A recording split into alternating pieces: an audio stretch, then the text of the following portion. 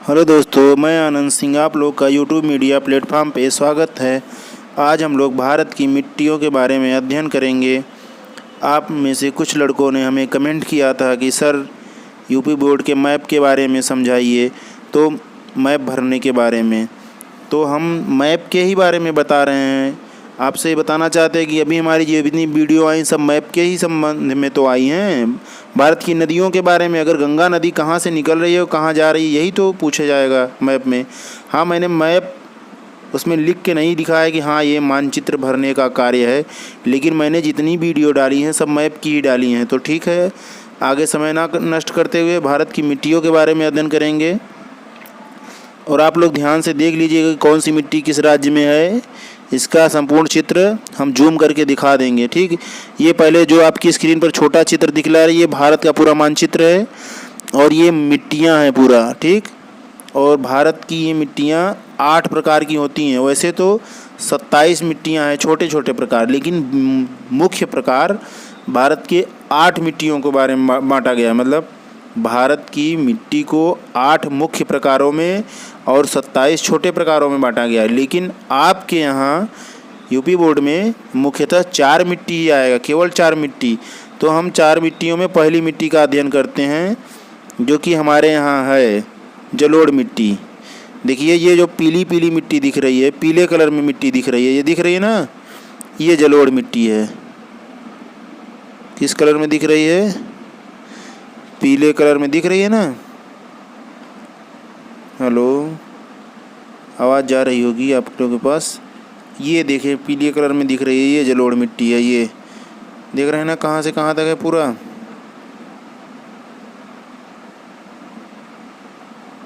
इसको कलम को यहाँ कर लेते हैं, अब देखते हैं। ये देखें, पूरा आपकी जलोढ़ मिट्टी दिख रही है यहाँ से यहाँ तक। ये देख रहे हैं ना, ये कौन सा राज्य है? पंजाब है, हरियाणा है, ये थोड़ा सा राजस्थान में भी है, ये पूरा उत्तर प्रदेश है, ये बिहार है, ये असम है। इतने राज्यों में है। देख रहे हैं ना कितने राज्यों में? ये असम में भी है। देख रहे हैं ना, पीली मिट्टी है। तो इसीलिए तो मैंने आपको पढ़ाया था, जब नदी पढ़ाया था, तो उत्तर भारत का विशाल मैदान, ये बहुत उपजाऊ मिट्टी होती है। ठीक है, जो पीले कलर में है ये पूरी जलोढ़ मिट्टी है। ये नदियों के द्वारा लाई गई उपजाऊ मिट्टी से बना मैदान है। इसमें देखें, गेहूं है, चावल है। ये फसलों के क्षेत्र भी पूछेगा तो आप इसमें से ही लगा सकते हैं अनुमान कि गेहूं का क्षेत्र कौन है, चावल का क्षेत्र कौन है। तो यहाँ सबसे ज़्यादा गेहूं चावल ही होता है और गन्ना भी होता है, क्योंकि आप लोग यूपी में जानते होंगे ना, गन्ना तो यहीं तो है। तो ये कौन सी मिट्टी है? पहली मिट्टी आ रही है आपको, जलोढ़ मिट्टी। सबसे उपजाऊ मिट्टी 42% पूरे भारत का 42% यही मिट्टी है। 40% कौन सी मिट्टी? जलोढ़ मिट्टी। ठीक है, इसके बाद में दूसरी मिट्टी है 18% है, लाल मिट्टी। अब जलोढ़ मिट्टी के पूछा जाए कहाँ कहाँ है, तुमने बता दिया पहले ही। पंजाब है, हरियाणा है, यूपी है, बिहार है और असम है। ठीक है, इतने राज्यों में बहुतायत मात्रा में पाई जाती है। पश्चिम बंगाल में भी थोड़ा थोड़ा पाई जाती है। ये पश्चिम बंगाल यहाँ भी थोड़ा है। ठीक है, ये जलोढ़ मिट्टी है। जलोढ़ मिट्टी की क्या विशेषता है कि जलोढ़ मिट्टी में, इस जैसा नाम से, ये नदियों के कांप और बालू से मिली हुई उपजाऊ मिट्टी है। ये सबसे उपजाऊ मिट्टी है भारत की। इसमें चूना और पोटास की अधिकता है और फास्फोरस व नाइट्रोजन की कमी है। नाइट्रोजन की कमी भारत के सारी मिट्टियों में है। इसीलिए मैं आपको बताता हूँ। देखो, हमारे गाँव में देखा होगा आपने, यूरिया छींटते हैं ना, तो क्या है, ये यूरिया नाइट्रोजन का ही परिवर्तित रूप है, नाइट्रेट के रूप में वही छिड़काव होता है। क्यों छिड़काव होता है? क्योंकि हमारे यहाँ की भूमियों में नाइट्रोजन की कमी है। चाहे जिस मिट्टी को पढ़ाएंगे तो नाइट्रोजन की कमी हम बताएंगे ही। तो इसमें भी नाइट्रोजन की कमी है जलोढ़ मिट्टी में। दूसरी मिट्टी हमारी आ रही है लाल मिट्टी। लाल कलर की है जो मिट्टी, वो लाल मिट्टी है। ये देखो, लाल कलर की ये मिट्टी दिख रही है आपको, ये है लाल मिट्टी। ये पूरा लाल मिट्टी है। ये यहाँ पे है थोड़ा सा यहाँ महाराष्ट्र के पास है। लाल मिट्टी लौह ऑक्साइड के कारण ये लाल है। लौह ऑक्साइड के इसमें तत्व पाया जाता है ज़्यादा, इसलिए लाल लाल होती है। आपने देखा होगा लाल ईंट जो बनती हैं वो सब लाल मिट्टी का। ये छत्तीसगढ़ पूरा देख रहे हैं ना, छत्तीसगढ़। ये कौन सा राज्य है? झारखंड। ये कौन सा राज्य है? यहाँ उड़ीसा, और ये थोड़ा सा आंध्र प्रदेश तेलंगाना। सबसे ज़्यादा कहाँ पाई जाएगी? छत्तीसगढ़, झारखंड, उड़ीसा, आंध्र प्रदेश, तेलंगाना और मध्य प्रदेश में। महाराष्ट्र में थोड़ी सी पाई जाएगी और यहाँ पे त्रिपुरा, मिजोरम के राज्यों में भी हल्का हल्का पाई जाएगी। इसमें भी अभी बताया मैंने, लौह ऑक्साइड तत्व के ज़्यादा होते हैं और कमी किस तत्व की है? वही नाइट्रोजन व फास्फोरस की कमी यहाँ पे भी है। लाल मिट्टी में भी ये भारत में 18% पाई जाती है। कितने परसेंट? 18%। पूरा भारत का मैप मैंने आपको दिखाया था। अब मैं जूम कर करके छोटा छोटा मिट्टियों के बारे में पढ़ा रहा हूँ। देखिए लाल मिट्टी 2 जगह पे दिख रही है ना, ये इतने, ये पूर्वोत्तर का राज्य है। ये कौन सा राज्य है? कर्नाटक है, केरल है, तमिलनाडु है।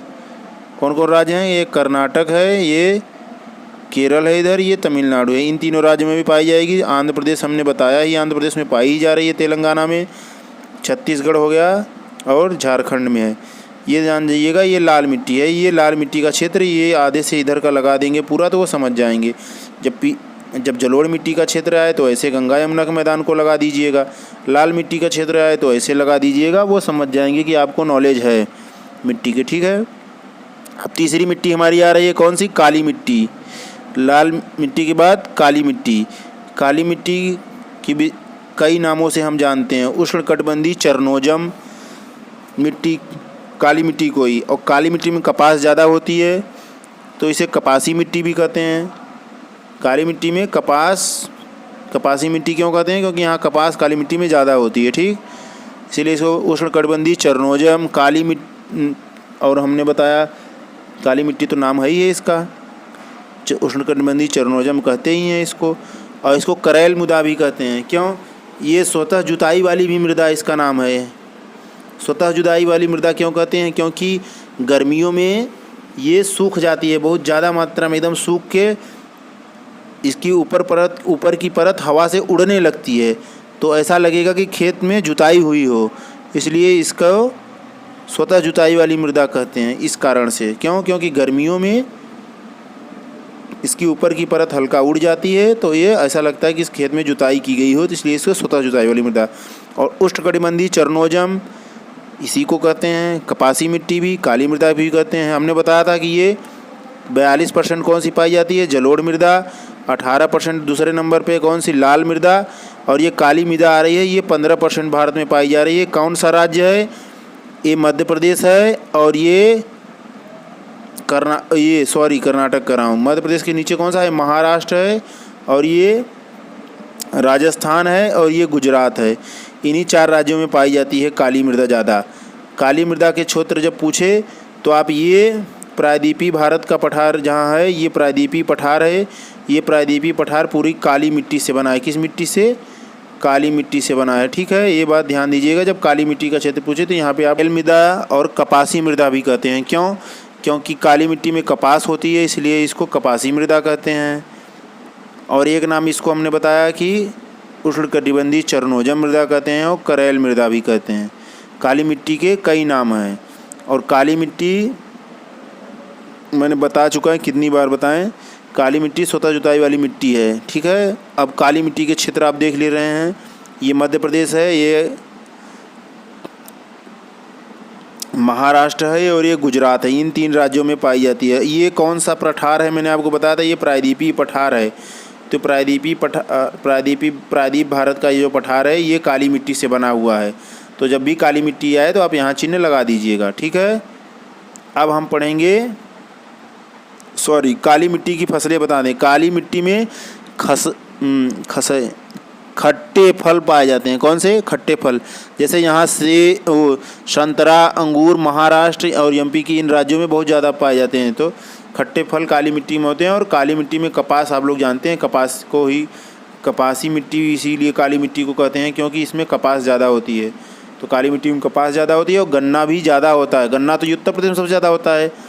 लेटराइट हम वो जलोढ़ मिट्टी में, लेकिन कपासी मिट्टी का गन्ना ज़्यादा रस निकलता है, उसमें गुड़ उससे ज़्यादा बनाया जा सकता है, तो इसका गन्ना अच्छा माना जाता है। तो काली मिट्टी में गन्ना भी बहुत अच्छा होता है। ठीक, आप काली मिट्टी में भी नाइट्रोजन और फास्फोरस की कमी है। नाइट्रोजन की कमी हम हर मिट्टी में बता रहे हैं। मैं आपको बता ही दिया कि हर मिट्टी में भारत में नाइट्रोजन की कमी है। और एक मिट्टी आ रही है इम्पोर्टेंट, ये राजस्थान वाली मिट्टी तो आप लोग जान ही जाएंगे, क्यों? क्योंकि इसका नाम ही है मरुस्थली मृदा। ये मरुस्थल ये जो राजस्थान का है रेतीला भाग, ये मरुस्थल, तो ये मरुस्थली मृदा किस भाग कहाँ का है? ये राजस्थान में। भाई भारत में मरुस्थल, थार का मरुस्थल कहाँ है? राजस्थान में ही तो है। तो राजस्थान की मृदा को मरुस्थली मृदा, ये पूरा राजस्थान मरुस्थली नहीं है, देखना है आधा हरा भरा है, ये आधा अरावली पर्वत के उधर वाला सूखा राजस्थान है, रेतीला पर्वत या रेतीली मिट्टी, तो इसीलिए उसको क्या बोलते हैं? मरुस्थली मृदा। मरुस्थली मृदा की विशेषता क्या है? वहाँ पानी कितना भी आप डालिए वो सूखता चला जाएगा, ठीक है। उसमें रेत के क्या बोलते, तूफान उड़ते रहते हैं, देखे होंगे ना, वहाँ पानी बहुत कम बरसता है, पानी की मात्रा बहुत कम है, इसलिए पेड़ पौधे और कृषि ना के बराबर है, ठीक। ये है मरुस्थल की विशेषता। अब मरुस्थली मृदा के बाद एक इम्पॉर्टेंट मृदा हमारी छूट रही है और हम उसको पढ़ लेते हैं, लेटराइट मृदा। लेटराइट मृदा वो मृदा है जहाँ पे 200 सेंटीमीटर से अधिक वर्षा हो, वहीं लेटराइट मृदा पाई जाएगी, ठीक है। कहाँ पे लेटराइट मृदा पाई जाएगी? जहाँ पे 200 सेंटीमीटर से अधिक वर्षा हो। तो आप देख लो 200 सेंटीमीटर से कहाँ अधिक वर्षा होगी। मैंने बताया था आपको कि 200 सेंटीमीटर से ज़्यादा वर्षा जब भारत में ये मानसून टकराता है तो इन क्षेत्रों में ज़्यादा बारिश करा देता है। यहाँ किनारों पर ये पर्वत जैसा आकार है, तो ये यहाँ पर ये जो हरे हरे बने हैं ये लेटराइट मृदा के क्षेत्र हैं। कौन सी मृदा है ये लेटराइट मृदा, क्योंकि यहाँ 200 सेंटीमीटर से अधिक के क्षेत्र है और पहाड़ी मिट्टी है। तो यहाँ पे क्या होता है, पहाड़ी ढाल पर क्या होता है, मिट्टी के मुख्य तत्व बह जाते हैं और ठोस ठोस एकदम पदार्थ बचे रह जाते हैं, वही है लेटराइट मृदा। ये कम उपजाऊ मृदा है, इसलिए यहाँ पे खेती वेती बहुत ज़्यादा वैसी नहीं होगी, लेकिन चाय और कॉफ़ी ये सब फसलें लेटराइट मृदा में ही होती हैं, ठीक है। और यहाँ और काजू भी होता है। और यही मृदा कहाँ पाई जाती है? असम में भी। देखो असम में भी कौन सी मृदा है? ये लेटराइट मृदा ही है। क्यों? यहाँ मेघालय के मानसीरा में मैंने बताया था 200 सेंटीमीटर से ज़्यादा वर्षा होती है, तो इन्हीं दो क्षेत्रों में भी लेटराइट मृदा पाई जाए। मैंने कह रहा ना कि मैंने क्या बताया लेटराइट मृदा की विशेषता, कि पहाड़ी मिट्टी हो और 200 सेंटीमीटर से ज़्यादा, पहाड़ी ढाल पर 200 सेंटीमीटर से जहाँ ज़्यादा वर्षा होगी वहाँ लेटराइट मृदा पाई जाएगी। तो यहाँ पहाड़ी है थोड़ा थोड़ा, यहाँ 200 सेंटीमीटर से ज़्यादा यहाँ वर्षा हो रही है, इसलिए यहाँ भी लेटराइट मृदा पाई जाएगी और यहाँ भी लेटराइट मृदा पाई जाएगी।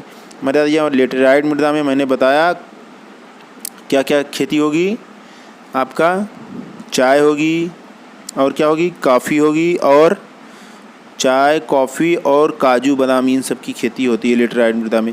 ये कुछ प्रमुख मिट्टियाँ हैं, आप लोगों को 2 ही 3 मिट्टी याद रखना है। आप लोग मैंने बता दिया कि यूपी की और बिहार की जो मिट्टी है क्या किस नाम से जानी जाती है, जलोढ़ मिट्टी।